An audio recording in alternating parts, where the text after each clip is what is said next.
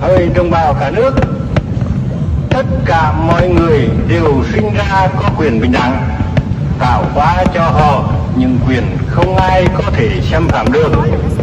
Trong những quyền ấy có quyền được sống, quyền tự do và quyền mưu cầu hạnh phúc.